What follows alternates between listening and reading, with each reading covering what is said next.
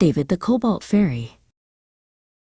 In a world painted with colors you can taste, stood the beautiful broken bones of a fairy castle. Its towers pierced the candy floss clouds, but its walls were draped in ivy, and its gates had long since fallen. It was a place of forgotten magic, waiting for a new story. David and Kelvin drifted through the castle's cavernous main hall. Sunlight cut through the grime on the high stained glass windows, sending shimmering dust motes dancing through the air. The silence was as deep and old as the stones themselves. "Look," David whispered, his voice a soft echo. He floated towards a wall, his fingers gently tracing the faded threads of a huge tapestry. It depicted a fairy queen with stars in her hair, her face now lost to time. Kelvin smiled, a warm lavender glow seeming to emanate from her. "Even in ruin, it's beautiful," she said. It just needed someone to see it. Her eyes weren't on the tapestry, but on the dust dancing in the light. They turned from the walls and drifted towards each other in the center of the vast, empty space. The air grew still, charged with a magic older than the castle. Their wings barely moved as they drew closer, pulled by an invisible string. David closed the final distance, wrapping his arms around Kelvin. She melted into his embrace, her head resting on his shoulder. They floated together, a single spot of vibrant color in the gray, forgotten hall. David tilted Kelvin's chin up, and their lips met. It was a kiss that tasted of starlight and wild honey, a kiss that sent sparks of cobalt and lavender dancing in the air around them. The old castle seemed to hold its breath. They broke apart, breathless. Foreheads touching, they looked into each other's eyes, seeing their own love reflected there. In that moment, they were the only two souls in the universe. Hand in hand, they explored deeper, flying up a winding staircase that crumbled with every gust of wind. At the top of the highest tower, they found a secluded room, its round door hanging off a single hinge. The room was filled with the softest gloom. David reached out, his fingers gently brushing a stray strand of blonde hair from Kelvin's cheek. The air between them crackled with unspoken words and deep affection. Kelvin took David's hand, her touch warm and certain. She led him towards a large, four-poster bed, its silken curtains now just tattered ghosts. It was a bed that had been waiting for 1,000 years for a dream like them. In the quiet dust of the forgotten room, their two lights became one, a brilliant, silent flash of cobalt and lavender that pushed back the shadows and filled the lonely tower with a warmth it hadn't known since its last stone was laid. Later, as the sun began to set, they lay side by side. The light coming through the window painted them in stripes of orange and gold. They didn't speak, their shared silence more intimate than any words.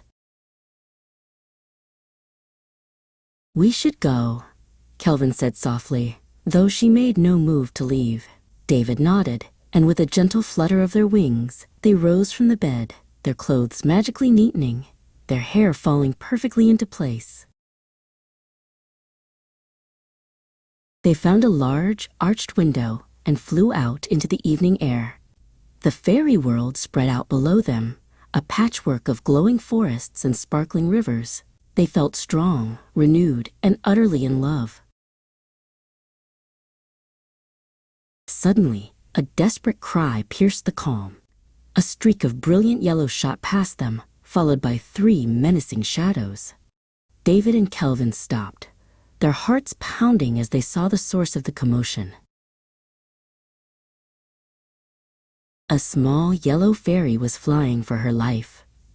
Behind her, 3 black-clad fairies with cruel faces gave chase, firing bolts of crackling dark magic that sizzled through the air where the yellow fairy had just been. "Get behind me," David yelled. He shot forward. placing himself between the attackers and the yellow fairy. He threw his hands out, and a shimmering, dome-shaped shield of pure cobalt energy erupted around them, deflecting a blast of dark magic.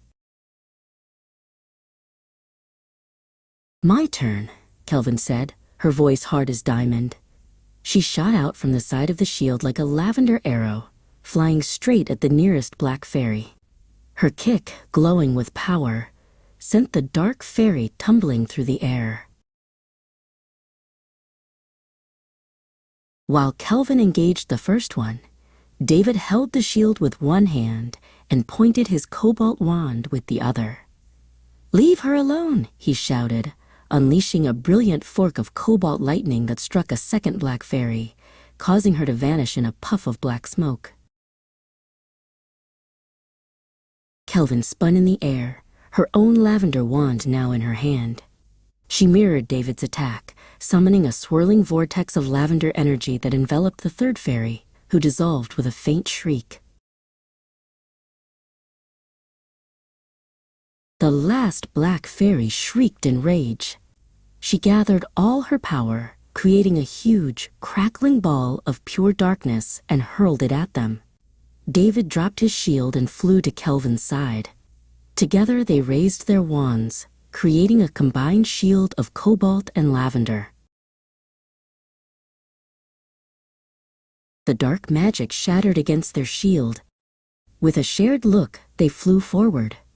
David's wand morphed in his hand, the light solidifying into a sharp, elegant cobalt sword.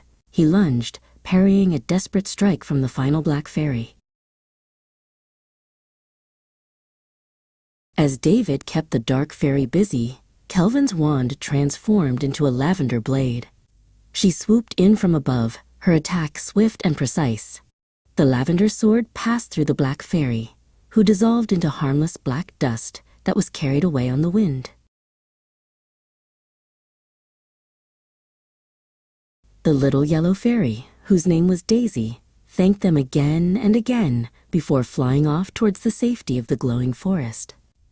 Exhausted but victorious, David and Kelvin found a giant moon petal flower, its soft petals a perfect place to rest. They curled up together, safe in each other's arms as the stars began to appear.